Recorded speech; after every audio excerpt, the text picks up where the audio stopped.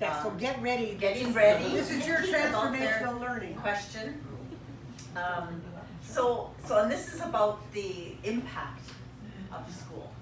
So question a bit about what the impact is. Something that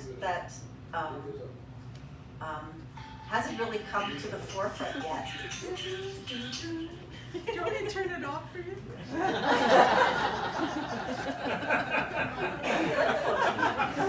Oh my God! I still remember.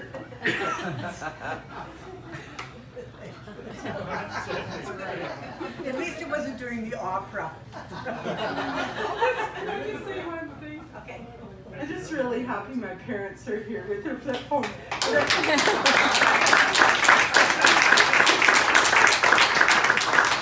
And I know they had a hard time figuring out where to go, because when I said it was at Amigos, Dad couldn't figure out why we'd be meeting in the back room of an auto wrecker.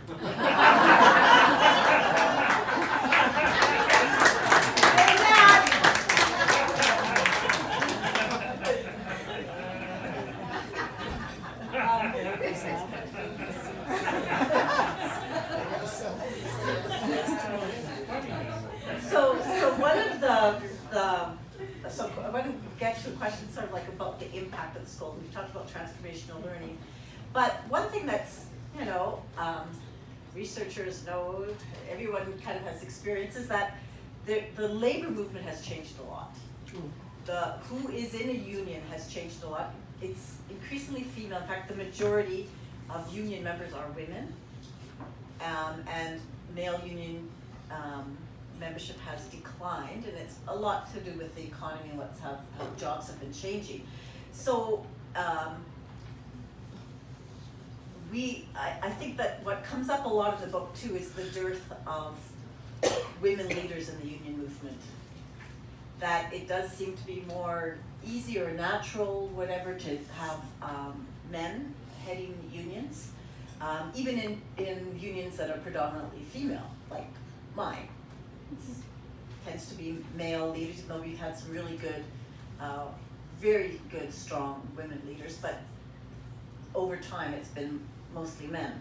So that is one of the things I think that like in the United States they wanted to tackle. In some of the chapters they talk about the fact that there just aren't a lot of women in union leadership positions.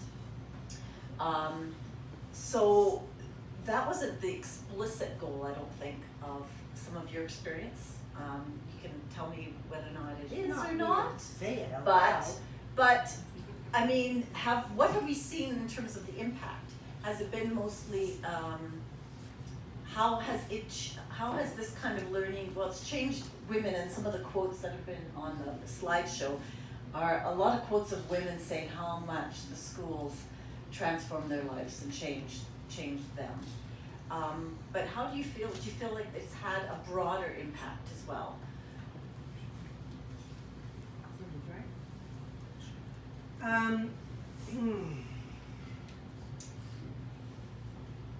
I think for individual women, it's made changes for them. And this is where we get into the whole question of a broader learning and the difference with it from an organizational transformational learning. That's the difference. And that's great. I mean, I think it's great that we have individual women that feel like they can become members of the Health and Safety Committee, or they want to run for the bargaining committee, or those sorts of things. That's fabulous. But I think I know we're still struggling for how to make organizational change. I mean, you take a look at, we celebrate when women become leaders of their unions, and we should celebrate, by the way, while we're gathered here. I don't know if there's any postal workers in the crowd, but the Canadian Union of Postal Workers about last week elected their top 3 officers, full-time officers, are all women, which is great. And the president, a woman by the name of Jan Simpson, is the first black woman to lead any national union in Canada. So that's a big step forward.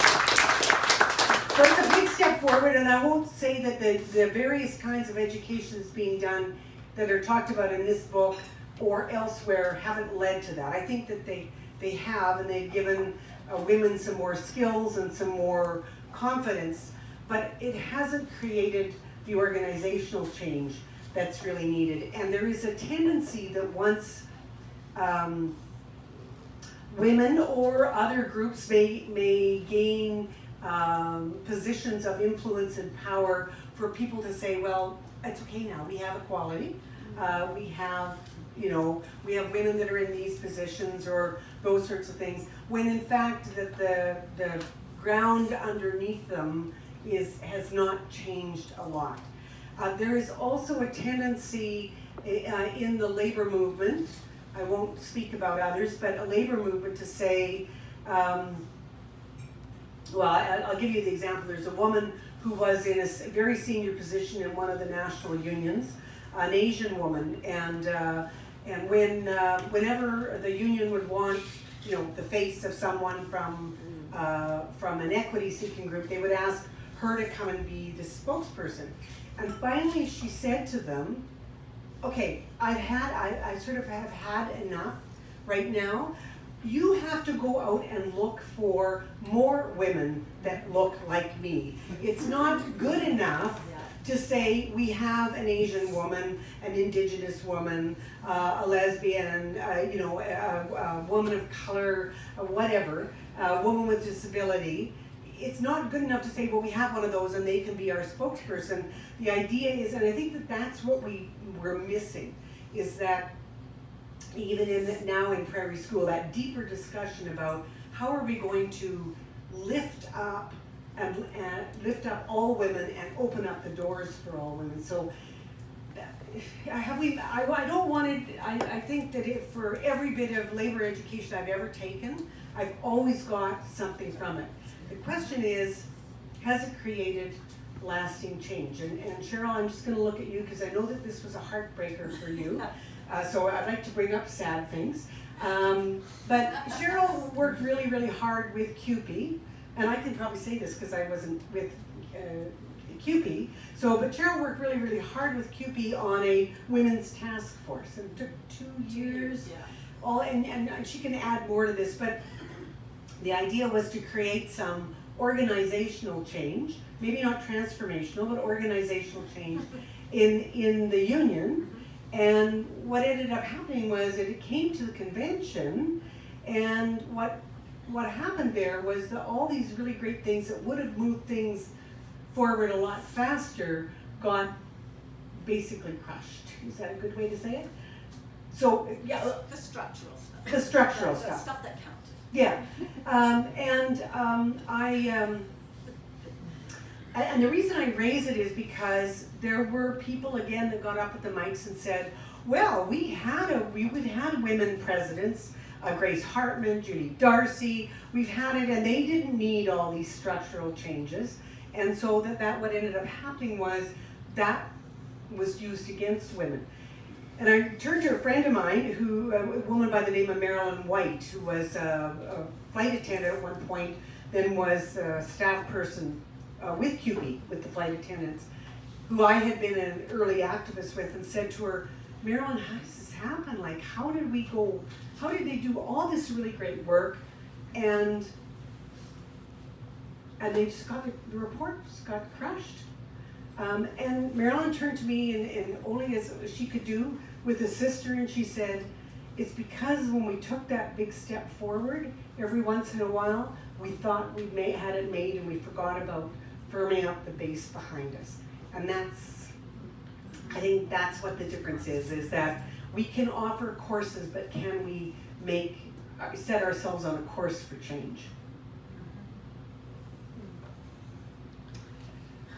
I want to mention two things in relation to this. I think one is about doing things differently, and I think one of the things that's been exercised in some of these women-only labor schools is the on-site childcare that's not just 9 to 5, but it's available for whenever the women are in activities as well as well-being activities, because the well-being activities have as much emphasis as the actual learning of certain subjects or content. So those things are really important. The other thing that they had is equity-seeking scholarships, so that women who are outside of unions and belong to equity-seeking groups can attend the school. Now this is really important in terms of intersectionality, in terms of introducing unions to different bodies, if you would, of people who might not otherwise have opportunities to participate. So I think those are really important innovations in the way the school was structured, and certainly transformational. The other thing is, I want to say that I ended up doing 2 studies on the Prairie School for Union Women. The first study, we looked at 27 women in the union, we did interviews, we did focus groups. What we found is the school was transforming the lives of women.